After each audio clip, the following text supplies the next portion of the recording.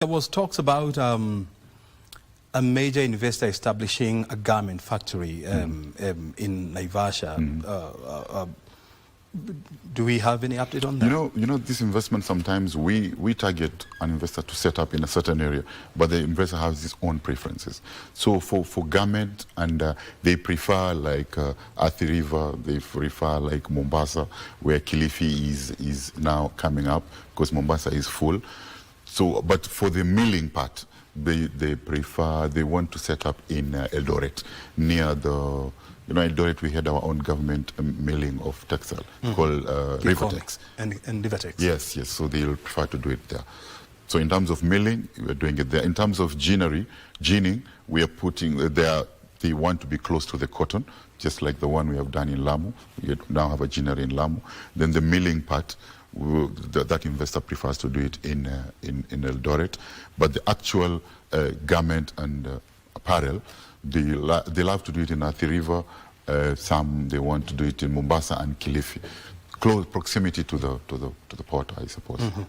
And so when you do a SWOT analysis of Kenya as an investment brand, what are our strengths? We have many strengths. The first strength is when the investor, anyone who wants to set up in any country, we are looking at the macroeconomic indicators. And in Kenya, President Ruto has managed to manage those indicators so well to the extent that now they are attracting investors. For example, any investors will want to come into a country which is a low inflation regime. Yeah, an investor wants to come to a country where there is low interest rate regime. Yeah, and this is what the president has managed to do in Kenya. An investor is looking at a country with healthy forex reserves, and that is what we have now. We are almost more than 5 import cover. So and the economy is really growing at an average rate of 5% now, and we've moved from number 8 in Africa when we came in. Now we are number 6 in Africa. So all those macroeconomic indicators, they are appealing to investors to set up. So, but what is, in addition to that, there are 3 major factors that is pushing international capital, wherever it is. People are looking for market-seeking FDI. There's FDI which is just coming to Kenya to look for market.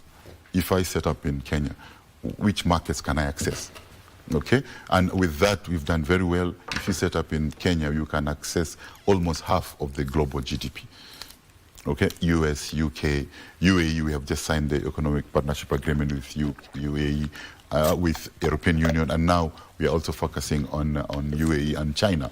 So in terms of market access, that is one of the major appealing factor. The second factor is the presence of our special economic zones and export processing zones, because you want to produce competitively to be able to serve that market. But internationally, any capital which moves, one of its ingredient is sustainability imperative. People are looking for green opportunities. So in Kenya, our economy is powered by almost 93% green. Okay, so those are the most attractive features that we leverage there to get investors. But most importantly is our human capital.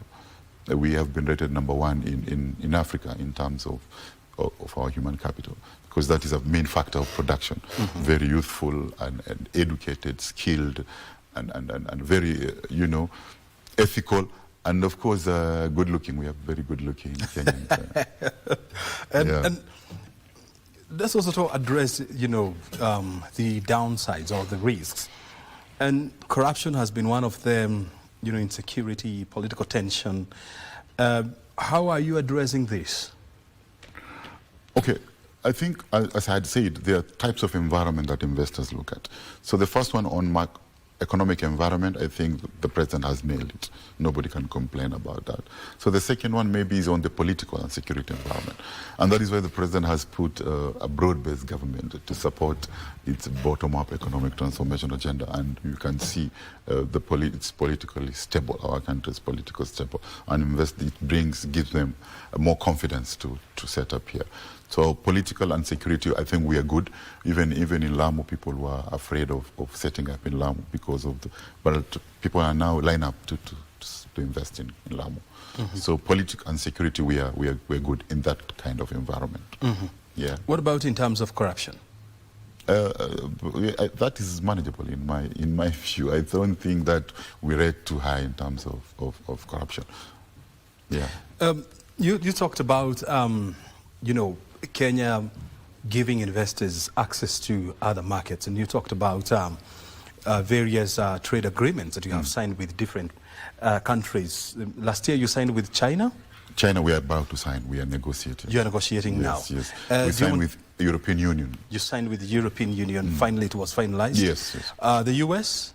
Yes, we have a GOA framework. Now we are negotiating something called Strategic Trade and Investment Partnership, which we are almost finalizing. Yeah. So the conversations are still ongoing. Where are we in terms of finalizing that document, and by when do you expect these documents to be signed by the two countries? This year we'll finalize this. This year is going to be finalized? Yes, both for Kenya, for US and for China. And for China. When you look at those two trade agreements, which one do you expect to be bigger? In terms of market access? Yeah, in terms of market access, yeah. It depends with the products. Yeah, for example, in the US, manufacturers of garment and apparel, they believe that the US market is, they like more clothes. Okay, for example, it's a $100 billion market, and if you look at our APZ zones or what we are exporting to US is only $500 million US. So we are less than 1% of the market. So we are strengthening our APZ program so that at least we can have 2% of that. We want to take it to 2 billion and focus on the US market, but we are also diversifying to other markets. Of course, you cannot sell clothes to China, so China will use our tea, our coffee, and depends with the product. It should be product specific. Yeah. So the Chinese agreement or arrangement will look at more of exporting our agricultural outputs. Yes, quota-free, duty-free. Yes. Quota-free and duty-free. Yes. There are also fears that, by allowing or giving Chinese unfettered access to the Kenyan market is likely to dilute the Kenyan investment environment. Do you agree with this? But they are giving us their market. So for our market, we will negotiate on how they can access it gradually. Compete. But they will access it gradually. They will not access it 100% now. But we want them to allow us to access 100% now. 100% now? Us to their market. And but for them to access our market, it should be gradual. It's going to be gradual. As we build, yes. And when you talk to Chinese investors, I know you were part of the presidential tour to China last year, where many agreements were signed. When you talked to Chinese investors, which areas of interest are they keen on investing in Kenya? Mainly, Chinese, they are good in manufacturing. So one is the textile and apparel sector, but they are also now coming into the electronics manufacturing. They like that. They want to do manufacturing of smartphones and fridges and TV. Even in South Korea, we went and the president managed to sign to get an investor who came here, and it was launched last year, December. He's now doing assembly of TV and fridges before they go to manufacturing. So electronic manufacturing is also their main interest, in addition to textile and apparel. Yeah, I've also wanted to come to South Korea. The president was there, and a number of South Korean companies, Daewoo, Hyundai, they showed interest in setting up their business there. Do we have any follow-up to that? Yeah, we have, and we have a big pipeline of investors from South Korea. Where just last year, December, we had hosted a South Korea delegation who came here to explore and exploit opportunities. We've linked them with our Kenyan private sector so that they can now see how they can work together to set up businesses. What is the area of interest? Electronic manufacturing. That is electronic? Yes, electronic manufacturing. South Korea is also very advanced when it comes to semiconductors. Yeah, semiconductors. And you know, Kenya, you know, has an abundance of rare earth minerals, which are critical components in the manufacturing of chips and semiconductors. How are we planning to exploit that friendship to ensure that we can catapult Kenya as a key chips and semiconductor manufacturing hub in Africa? We are also willing them to do the semiconductor manufacturing here. But in terms of the minerals for the SEM, you know, we have discovered the largest mineral in Kwale. Rare earth minerals in Shimba Hills. Yes, in Shimba Hills. In Murima, it's called Murima Hills. Murima Hills, yes. Yeah. So we are under the Ministry of Mining. They are engaging investors to see which will be a good investors to be able to extract those minerals. Yeah. Are there investors who have shown interest in exploiting those minerals? The Murima rare earth minerals? Both from US and mainly from US and mainly from China. From China. Yes. And how are we ensuring that our strategic interests are catered for? Because those are two big powers and they're in the race globally to dominate the rare earth minerals market. I mean, currently it's highly dominated by China, and the US is coming up strongly to also upend the status quo. So how are we ensuring that our strategic interests are taken care of? I thought the president was clear. Our strategic interest is we are not going east, we are not going west, we are going forward. So whatever will take us forward will be our strategic national interest. So whoever wins commercially will be given, and that will be in the national interest of a country. There were conversations about turning the area around Murima Hills into a special economic zones, so that the exploitation of the rare earth minerals, you know, can be concentrated in that area, whereby it is turned into like a production hub for these critical minerals. Do we have any update on that? Yeah, on special economic zone, we are incentivizing value addition. We are not incentivizing production. The actual production, we have our own incentives under the the Kenya Mining Act. We are given incentives to produce or to extract. But now you want to value add those minerals. That is when now our incentivized industrial zones will come there to add other incentives to make them value add the minerals here rather than value add them in another country. Yeah, so once they are produced, we'll be there waiting for someone who wants to value add the minerals here, and we'll gazette them whether as an EPZ or as an SEZ. When you look at, in terms of our policy interventions, in order to improve the Kenyan investment brand, are there any policy interventions that we have lined up in 2026? Yes. My State Department, its main mandate is to continuously engage the private sector so that we can identify the challenges to be addressed and the opportunities to be unlocked. And those challenges to be addressed or opportunity to be unlocked, many of them, they come through policy intervention or legal intervention. So we have lined up some, and they will come through the Business Laws Amendment Bill of 2025. Now it will be Business Laws Amendment Bill of 2026. Yeah, we expect it to be enacted by Parliament by March. We expect that because it's going to the Cabinet for approval. So I think one of the policy intervention or the legal intervention is on as we promote value addition, there's a problem when you value add products, you need to package it. Yeah, so we want to remove taxes on packaging material. So there were some taxes because people had believed that we had capacity for those paper to packaging.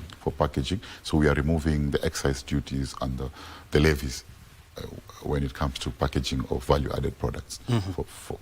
The second intervention will be on when we engage private sector, the number one problem or risk is the liquidity risk. They are okay with everything. They are saying we are okay, we just need cash flows, because cash flow is the blood of any business. Yeah. So, and their cash flow is constrained because of two things. One is pending bills, which as a government we are now prioritizing, and two is on VAT refunds, which they have not been paid. So what we have done in the last year, for the last 2 years, we have said if you had VAT refunds which has not been paid by government, please offset from other future tax liability. But there are other businesses, despite that, they are still in perpetual VAT refund. So we are reducing the rate of refund for those people with. Okay. Another major thing is on the foreign ownership restriction. When we're going out there to attract foreign investors, one of their impediment is ownership restriction. In other sectors of the economy, they cannot own more than a certain percentage, like in the insurance business. In the ICT space, they could not own 100%. We had removed. Now we have going to insurance sector. So those are many of the policy interventions. But the major one, which I think the private sector is really complaining, is we want to engage private sector as a one strong unified voice. So we've come up with a bill called Public Private Sector Engagement Policy and Bill, which we are saying we want to see, there are over 100 private sector associations that we need to engage every time for them to push their policy advocacy. So we want them to come under one umbrella body anchored in law so that they can engage government. Yeah. So how do you expect it to fashion out? I mean, bringing together all these agencies or private sector engagement. And you're talking about things like Kenya Association of Manufacturers. Yes, the Kenya National Chamber of Commerce, KEPSA. They will come up under one body called Business Council of Kenya. Business Council of Kenya. Yes. Is it going to be a private sector driven? Private sector driven, yes. So what will be the role of the government there? Just effective engagement with them for effective policy advocacy to help them build an operating business environment for them to thrive. Yes. Very good. I mean, if you and the chair, what we have proposed in that bill, that the chair of the Business Council of Kenya will be a BMO with the highest number of SMEs, because one of our key pillars of our economic transformation agenda is SME development. Well, if you're just joining us, we are looking at Kenya's investment climates for the year 2026 and, of course, the projections ahead. And we're talking to the Principal Secretary in the State Department for Investment, Abubakar Hassan Abubakar. And our conversation is how then do we enhance and deepen the image of Kenya as an investment hub? And he's telling us that last year, according to provisional results, Kenya attracted FDI worth about 2 billion US dollars. So you're looking at about more than 250 billion Kenya shillings. And the question is, how do we ensure that we leapfrog this figure to 300 to 400 billion Kenya shillings? And that's the conversation that we're having here. Let's talk about policy as well. And investment, is wholesome. I mean, there must be roads for investors to come. There must be railway. There must be stable power. There must be security. There must be policy cohesion. And all that must come to play.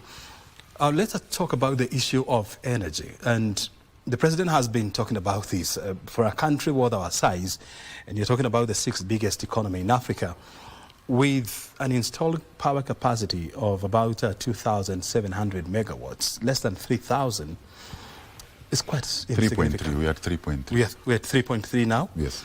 It's quite insignificant. That is, that is enough power to run a major corporation like General Motors in the US.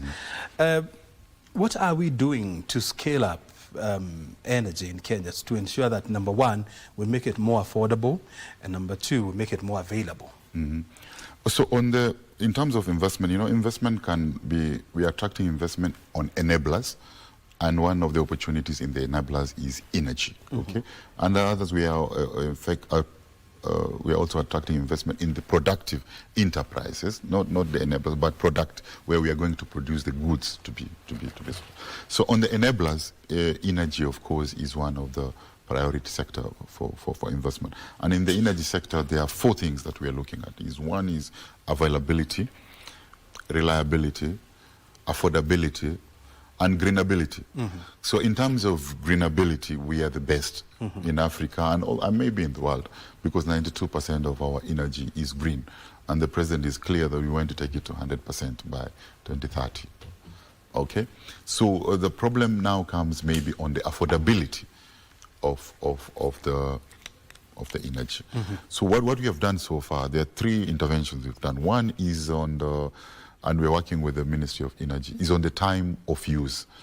So that when you use the energy at night, you can get it at a lower price, so that when now you blend the price of during the peak hours and off-peak, you have a low cost of production. The second way is in our special economic zone, we have already rated, categorized that they will be paying a lower rate, like 10 shilling per kilowatt hour.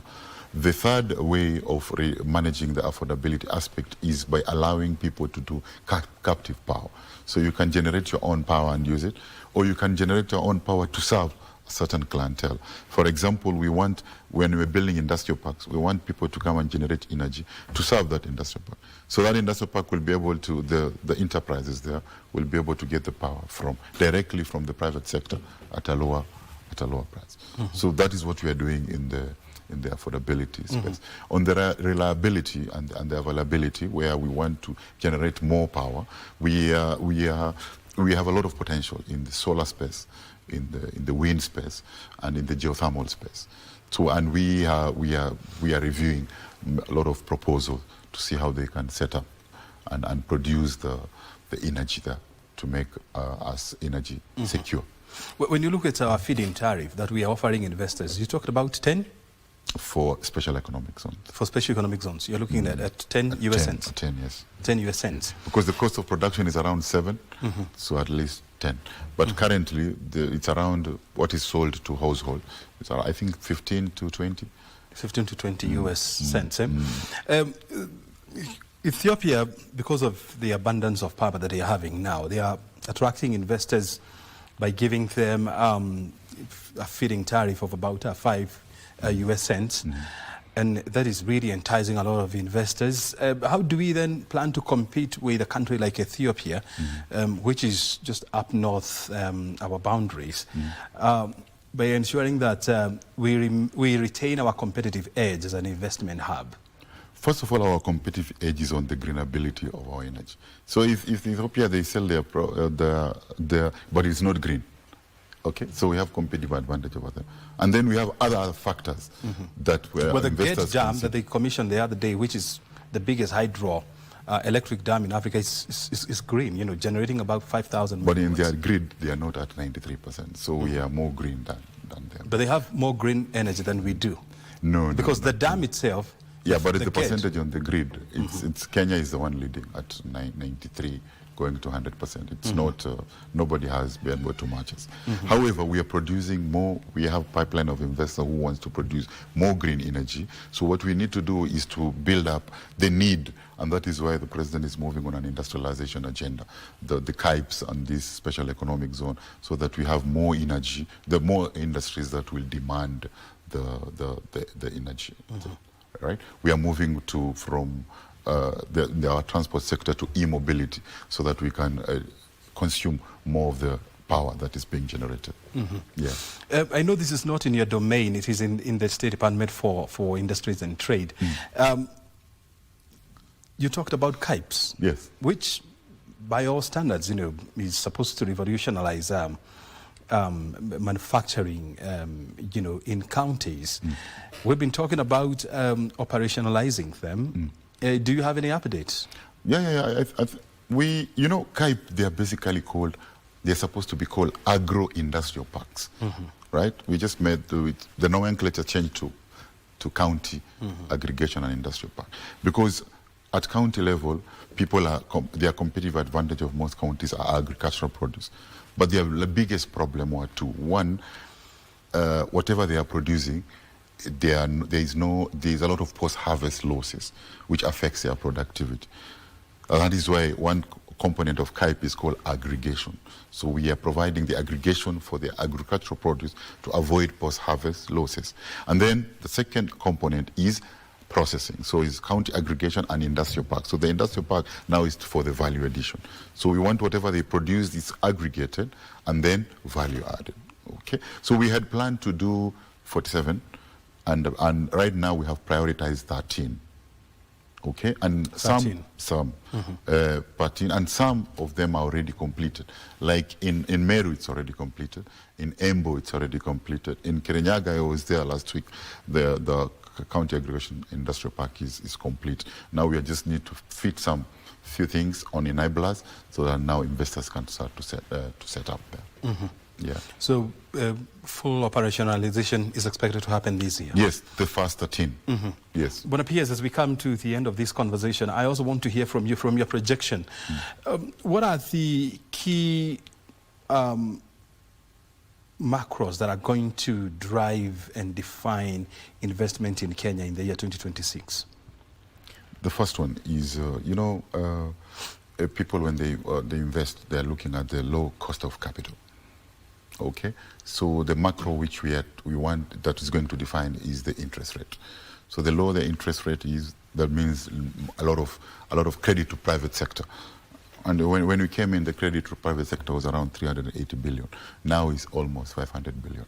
So more capital will go to the private sector so that they can invest. So that is the first macro economic indicator. The second macro is on the inflation rate, which when we came in, it was around 9.6. Now it's manageable at around 4 point something, which is within the budget of the CBK target, 5 plus 2.5 or minus 2.5.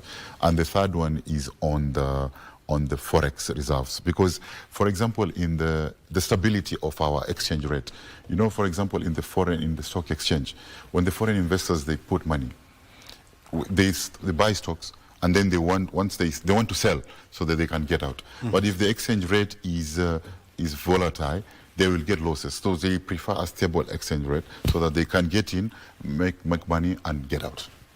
So those are the three macro indicators: exchange rate, interest rate, and inflation rate. Very good. And in terms of investment, which area of the sector do you expect to see more emphasis, with more investors coming into that area? I think in the pharmaceutical space, at the end of this month, we are holding the Africa CDC Health Summit, Health Security Summit here in Kenya. For the whole Africa, and we want to target pharmaceutical investment. We'll have a whole day on health investment and health financing. Because, for example, in Kenya, a fifth of our health budget is on pharmaceutical and medical device. And 70% of that is imported.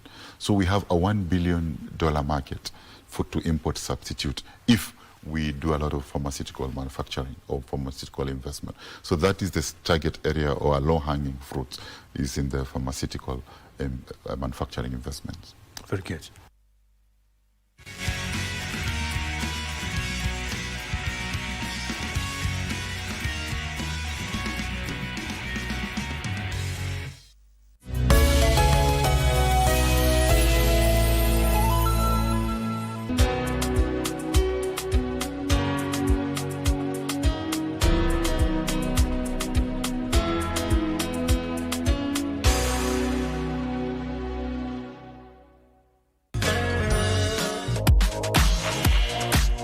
Into modeling when I was just watching on the TV, saw how kids out here inspire their talents, and that's how I decided to join modeling and come out and shine to my talents. And the book we're going to read today is Cocorico, Who Woke Me Up.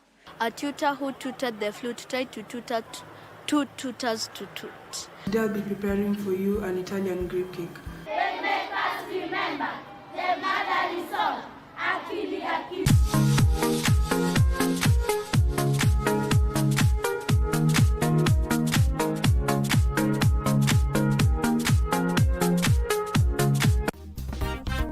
As a teacher, what are you going through? What would you want parents, guardians, and the society at large to know? How can we help? How can we stand with you? More safe spaces whereby teachers can feel safe, even pouring out what we are going through. The schools cannot afford psychologists.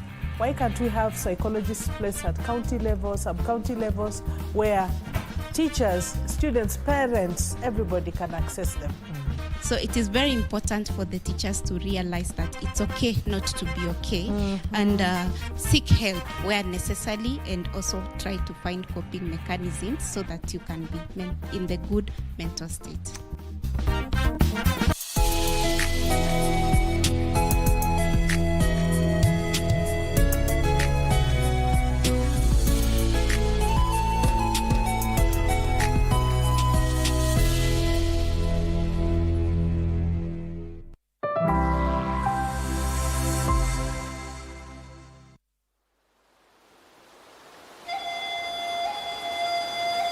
He stands as an unassailable pinnacle of literature, a quintessential embodiment of the scholar-official spirit throughout Chinese history.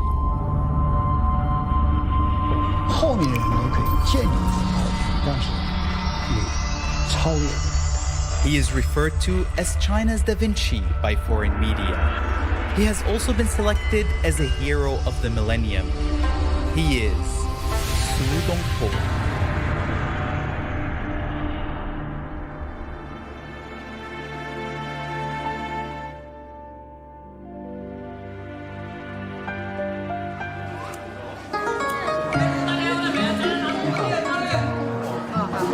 我想做东坡肉，金苹果肉，可以称一下吗？看是多重？是1公斤，1公斤多。1公斤多。I'm in Huangzhou, a district in Huanggang City in Hubei province. This place is actually inseparable from one of China's most famous literary figures, Su Shi. He was a man of many gifts, a statesman during the Song dynasty, a poet, a calligrapher, and surprisingly, a big gastronome. And even though he lived here for just 4 years, he left a legacy that still stands to this day. And so over the next few days, and over food, I will be learning more about his life in Huangzhou and how his bittersweet experience here changed him forever.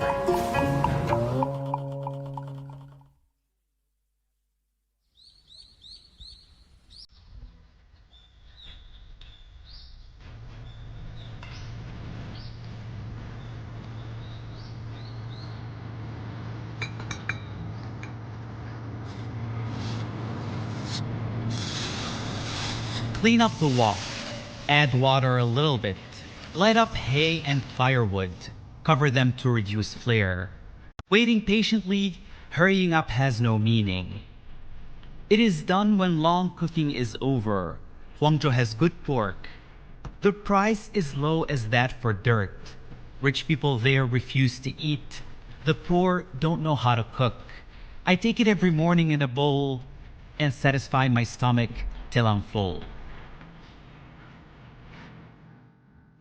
This ode to pork was written when Su Shi was exiled to Huangzhou. Back in those days, people in the Song dynasty favored lamb and looked down on pork.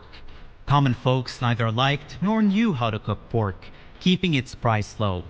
When Su Shi was in Huangzhou facing financial struggles, he ingeniously devised ways to make pork delicious, since it was all that he could afford. Over the centuries, Dongpo pork has evolved with various recipes. But one thing remains unchanged. Waiting patiently. Hurry up has no meaning. When the pork is done by enough time, it'll turn yummy. Who was Su Shi, the creator of Dongpo pork? Why was he exiled to Huangzhou?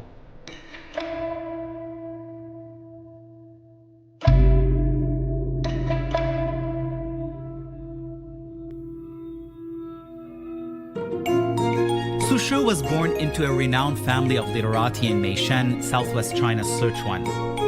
Su Shi, his father Su Xun, and his younger brother Su Zhi were known as the Su Trio, and part of the 8 prose masters of Tang and Song dynasties. Su Shi's life looked promising. In his late teens, he passed the imperial examinations with flying colors, and his poems attracted much attention from academics, officials, but also the emperor himself. 苏轼是中国一位全能型的作家，诗词曲赋他都会，而且都是一流的。他不仅仅是一位作家，还是一位书法家、绘画家。他不仅仅是一位文学艺术家，还是一位水利专家。他到广州的时候，他帮助广州建立了当时的自来水。他还是中国第一位采矿的专家，他还是一位哲学家、思想家，包括养生、医药这方面他都懂。苏轼关注的领域非常的广。要说苏轼的人生，他既是非常辉煌的一生，也是非常坎坷的一生。最大的他人生的挫折，他是受了3次贬谪。第一次就贬谪到我们湖北的黄州，第2次贬到广东的惠州，第3次就到海南的儋州。最得意的时候，一年可以连升7、8级；最倒霉的时候，他一年之内连降几级，可以说是经常是从高峰一下子跌落到人生的低谷。In 1079, Su Shi clashed with the reformist faction over policies he believed were harming commoners. This led to the Crow Terrace poetry case, the first literary prosecution in the Northern Song dynasty. 本来在宋代是刑不上大夫的，可是苏轼当时是受了酷刑的，所以后来五台诗案就贬到黄州来。Fortunately, thanks to a national policy set by the founder of the Song dynasty to not harm scholars and officials, Su Shi narrowly escaped a dire fate. Instead, he was exiled to Huangzhou, where he served as the deputy military commissioner. It was a position with little authority and significance, ranking 16th on an 18-tiered system to classify government officials. Upon arriving in Huangzhou, Su Shi wrote a poem. Funny, I could never keep my mouth shut. It gets worse the older I grow. Ironically, a mouth meant for eating had spoken words that led to a ludicrous outcome. Su Shi, facing financial hardships and unable to afford regular meals, turned his focus to pork, an ingredient that had a much lower status than lamb, the main animal protein back then. This is the origin of Dongpo pork.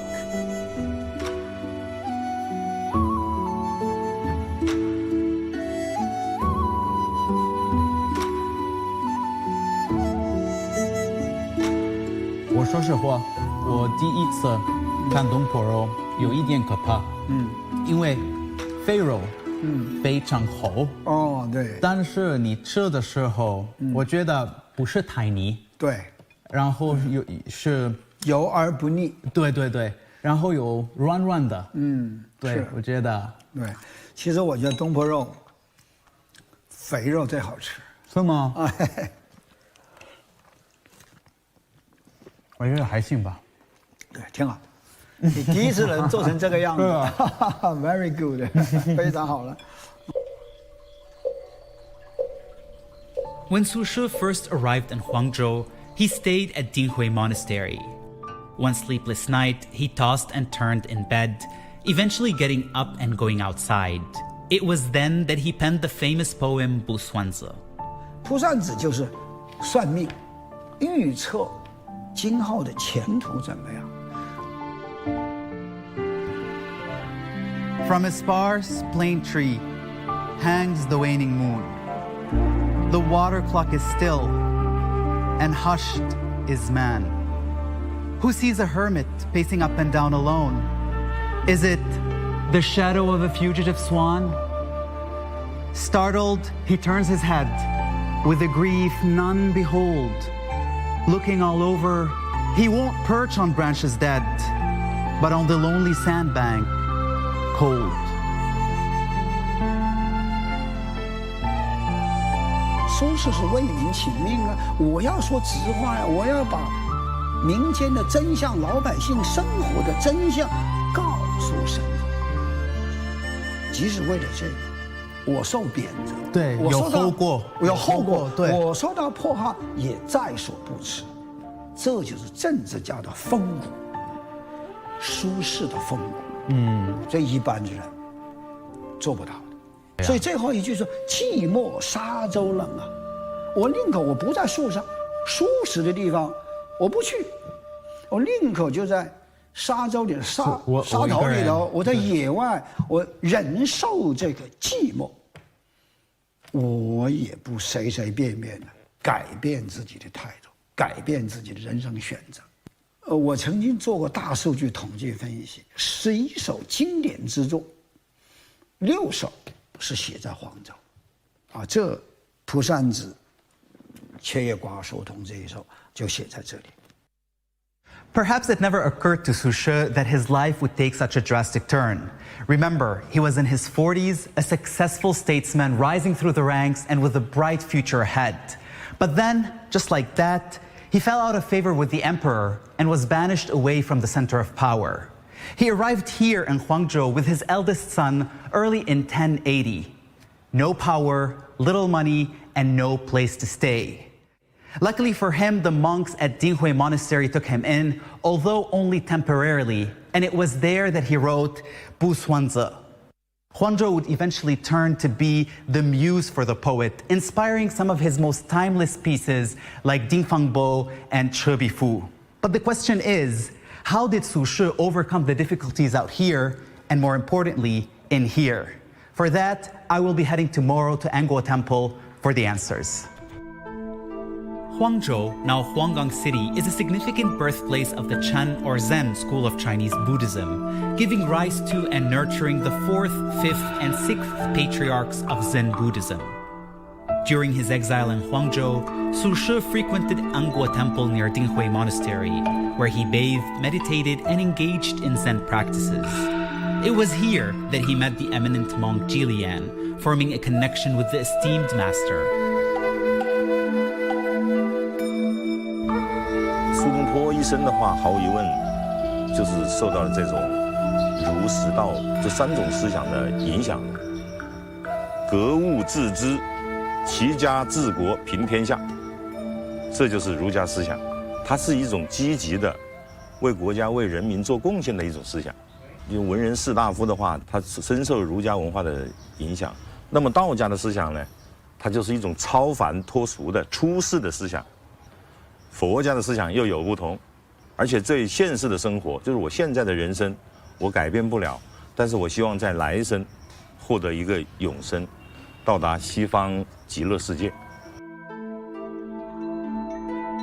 当时苏东坡来到老庙，和这里的方丈纪莲和尚啊谈佛论禅的时候，这个纪莲和尚啊，对赠送了苏东坡8个字，8个字叫做是什么？ 知足不辱，知止不殆，写在墙上了。意思是什么？他的意思是一个人要懂得知足，然后他知道了自己什么事儿该做，到什么地方该停步了。有道理。苏东坡后来就记住了这8个字，对他的那个精神的洗涤啊，起了很大的作用。 In 1081, Su Shi adopted the title of Dongpo Jushi. It was as if the old Su Shi had passed away and the new Dongpo Jushi emerged in Huangzhou.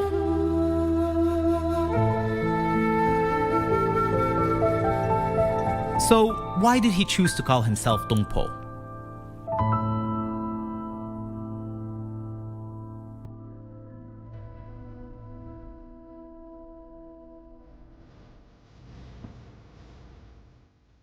Huangzhou tofu, Bahe lotus roots, Fangko catfish, and Wuchang rice wine are renowned as the 4 major specialties of the eastern Hubei region.